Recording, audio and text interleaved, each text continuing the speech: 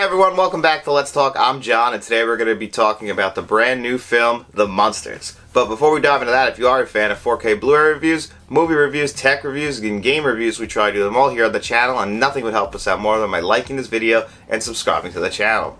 So The Munsters was released on September 27, 2022. It went directly to streaming on Netflix and directly to Blu-ray and DVD. So this film was written and directed and produced by Rob Zombie. Rob Zombie's been trying to make this film for over 20 years. This is his baby. He wanted to make the film he wanted to make. He is a huge fan of the original TV series starring Fred Gwynne from the 1960s, and he wanted to make a film that pays homage to it. This film, from the very beginning, people were very skeptical about it because if people know Rob Zombie is a horror director who makes a lot of very gruesome, down and dirty, and gritty horror films. He made the Firefly trilogy. He made the remakes of Halloween 1 and 2, and he also did 31 and Lords of Salem, all of which are very, very, very, very much R-rated horror films. And now The Munsters is a PG-rated, family-friendly film.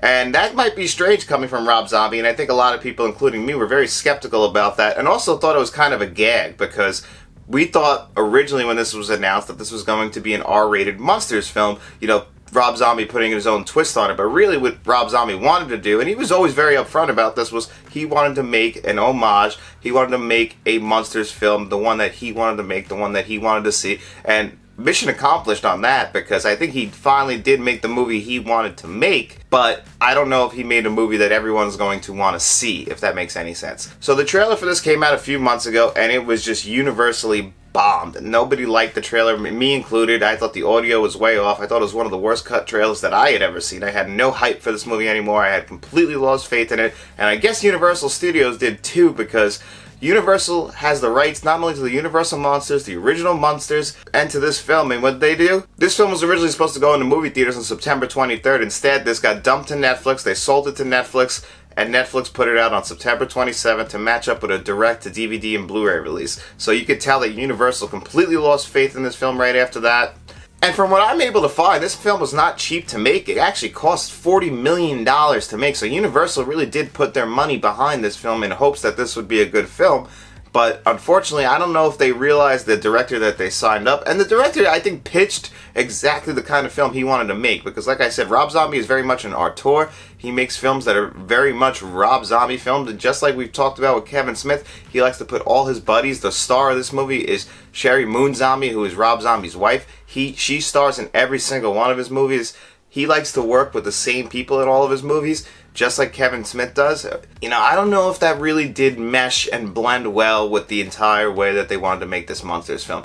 I did appreciate the fact that they were trying to pay homage to the original series, except unlike in the original series, which is filmed in black and white, Rob Zombie himself has said that he wasn't able to film in black and white, so he wanted to make the most dreamy looking film that he could think of, and mission accomplished on that again, because this is one of the most colorful films I have ever seen. It's almost nauseating at point at how colorful everybody is lit in green, blue, and red lighting. The sets are just over the top. It would have looked a lot better in black and white, in my opinion, than it does in color, but I do appreciate what he was going for. It's a very unique looking film.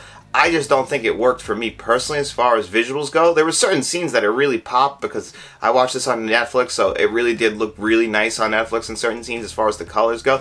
But throughout the entire film, without a break from that, it got a little tough on me, I'm not gonna lie. And then towards the end of the film, they leave Transylvania and go somewhere else, and then it starts to look like they filmed it on almost like a regular digital camera, like I would film on, or anybody else would film on. Like, it looks almost like a home video, and for the size of this budget, that just doesn't make sense. It really took me out of the film for a lot of it as far as visuals go. But before we go on, I just want to give everyone a basic plot outline of what this film is, because this is very much an origin story to the original Munsters show from the 60s, so it's really showing how Herman Munster was created, because he's Frankenstein's monster, how he eventually meets his wife Lily and her father Grandpa, and how eventually they end up having a son of their own and having this nice little family on 1313 Mockingbird Lane. But we need to see what led them there, what led Lily and Herman to get married and start this family. So we're all the way back in Transylvania. Now, the one issue again with this is on the original show, which I'm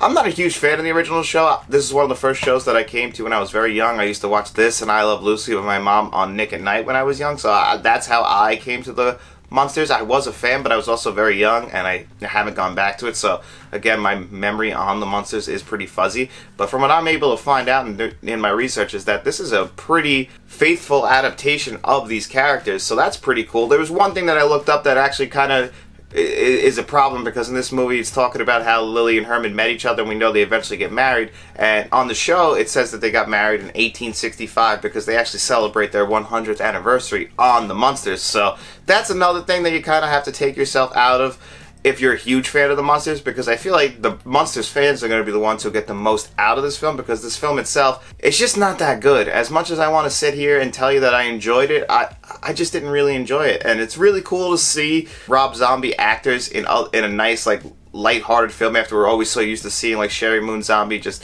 killing somebody. Or one of my favorite actors in his movies, Richard Brake, who's awesome in 31.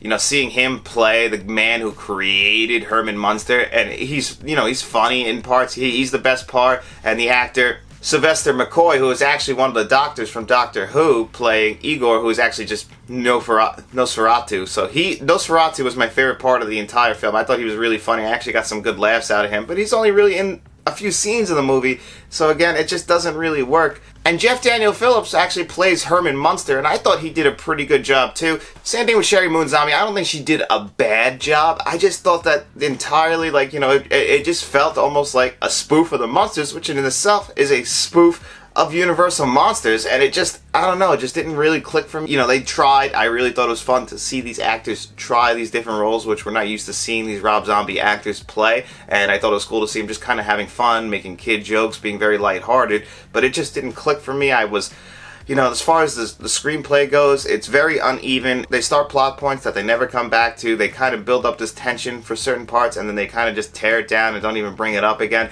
It very much felt like a sitcom. And for an almost 2-hour film, that doesn't exactly work. Had they actually done a Netflix series, a reboot of the original series on Netflix, this would have been a nice, like, pilot to it, and maybe split it up into 3 parts into 3 different episodes, because especially even the ending, it just kind of ends. It doesn't really, lead to much, because I guess we're supposed to know what it eventually leads to with the original series. But as far as a film works, it's the structure of it just doesn't work.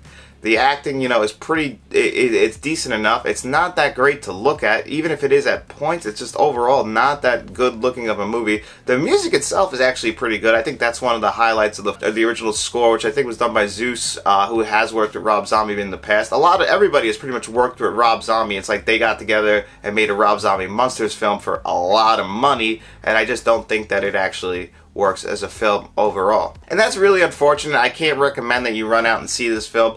I can't recommend that you grab the Blu-ray or DVD, because unfortunately, as much as I wanted to hope that this film was actually going to be good, I did not enjoy my time with it. I'm never going to probably watch this again, even if I do a Rob Zombie rewatch. And like I said, I'm not the biggest Rob Zombie fan, but Matt is, Dennis is, they're all huge Rob Zombie fans, and they might like this movie more than me. I definitely didn't really enjoy it, and I can't recommend that you go out and see this film on Netflix, even though it's streaming. I think that there's better things to do with your time. Pearl is in theaters right now. There's plenty of movies in theaters. Later in this week, Netflix themselves is doing a new Addams Family adaptation with Wednesday, so I would say probably wait and check that out, because these are very similar. If I were you, I would skip this, but it's really up to you. If you want to check it out, you want to see what they did, maybe you'll like it more than I did. But for me, unfortunately, I'm going to have to give this a 4 out of 10. They tried, and I really do feel bad saying that, because Rob Zombie clearly had his heart and soul in this, and he got to make the movie he wanted to make, but it just didn't work for me, and I can't sit here and lie to you and tell you that I enjoyed it when I really didn't. So anyway, guys, thank you for being a fan of Let's Talk. Please make sure you like, share, and subscribe, and tell all your friends.